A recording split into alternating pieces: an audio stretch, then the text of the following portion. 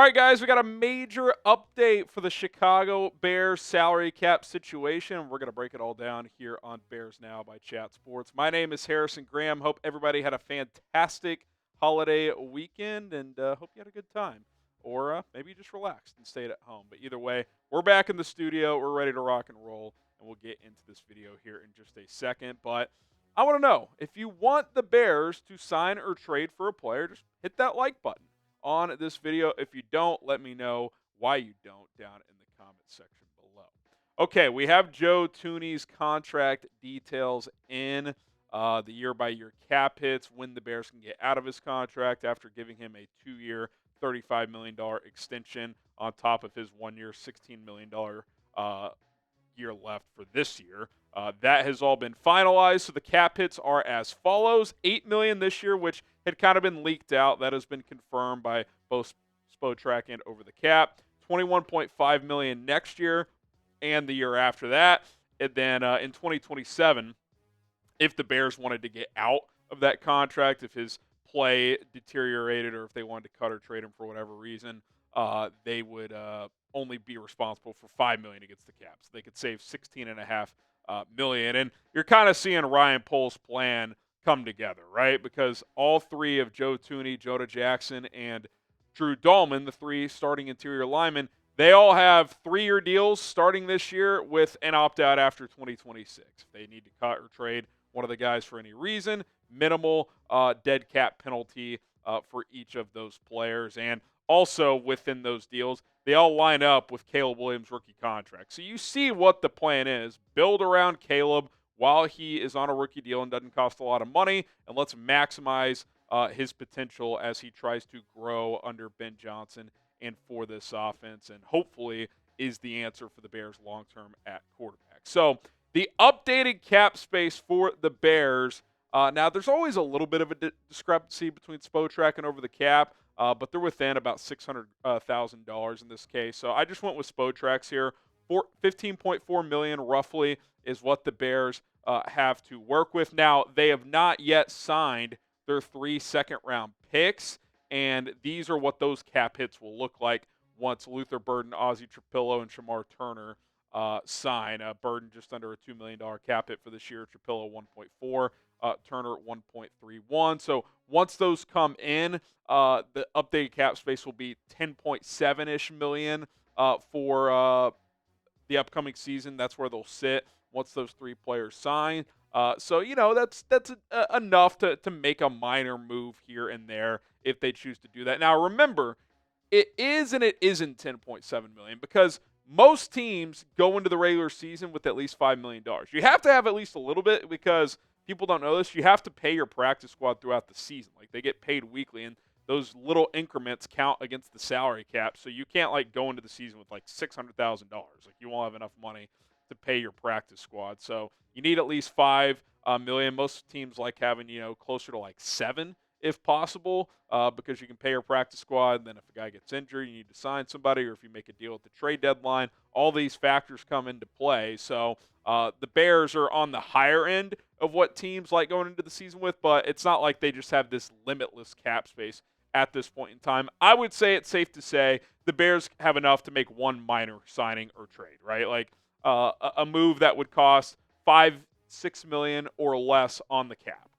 Right? And I think most of the players we've talked about in terms of free agency would fit that bill. Now, could Zadarius Smith or Jadeveon Clowney exceed that number? It's possible. You could also add void years to a 1-year deal. Like, you could do 1 year, let's say $8 million with 2 void years, which means they'll have some dead money the next couple of years for a couple $1 million. You don't want to do that. Ideally, you wouldn't do that, but if that's the only way you can get that guy under your cap, that is certainly an avenue you could take. I don't think Matt Judon, Von Miller, or Preston Smith would cost more than $5 million, so they would certainly fit into that mold. Same with the running backs. I think all these guys would be cheap. Maybe Chubb and Dobbins are in the $4 to $6 million range, but I think all these other guys, quite frankly, are probably at that minimum.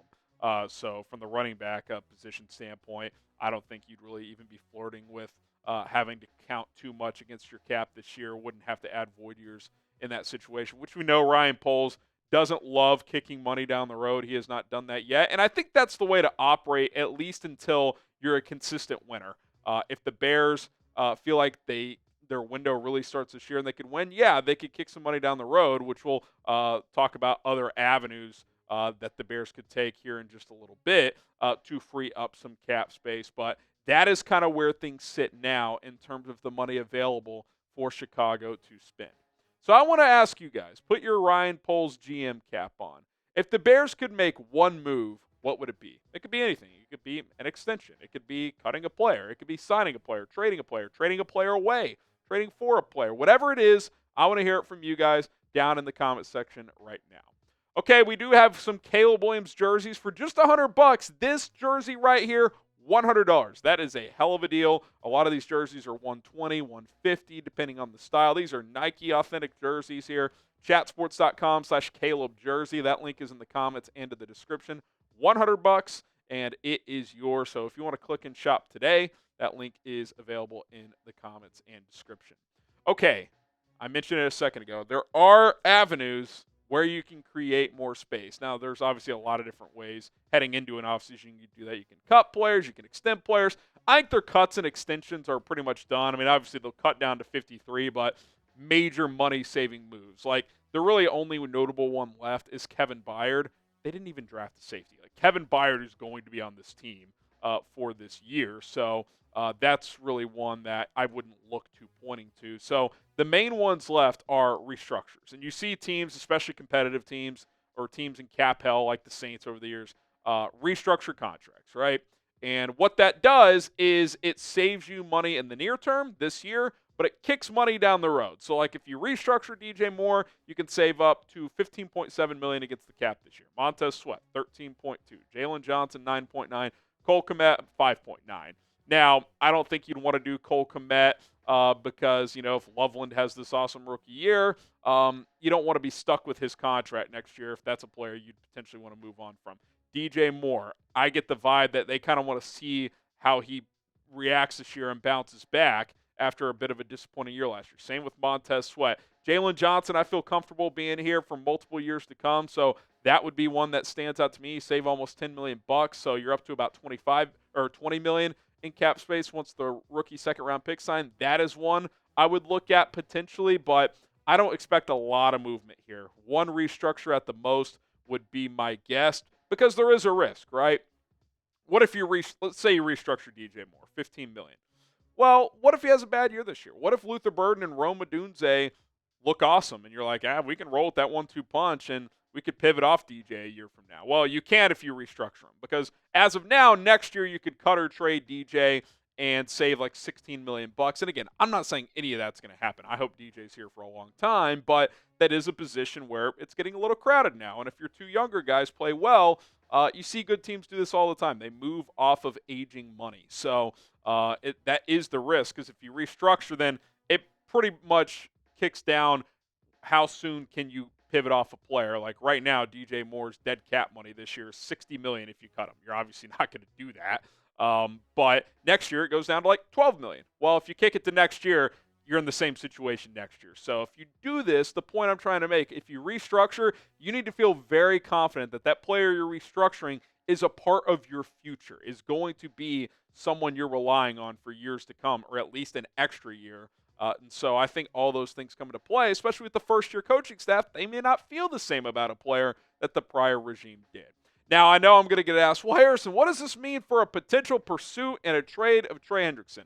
Well, it's certainly still possible. Even if you don't restructure anyone right now, Trey Hendrickson's cap hit is currently $16 million. So you technically, before the rookie sign, have like 15 and change. So you could move just like incremental money around to absorb that. But more importantly, you would have an extension in place. So what would that do? It would lower the cap hit this year, kind of like what you just did with Joe Thuney. So the kind of simple answer is yes. If they still want to trade for Trey Hendrickson, they can absolutely do it. They have different avenues of moving money around that they can explore, and that is absolutely still on the table. Now, I'm not betting on it. I don't get the sense or the feeling that the Bears are going to trade for Trey Hendrickson.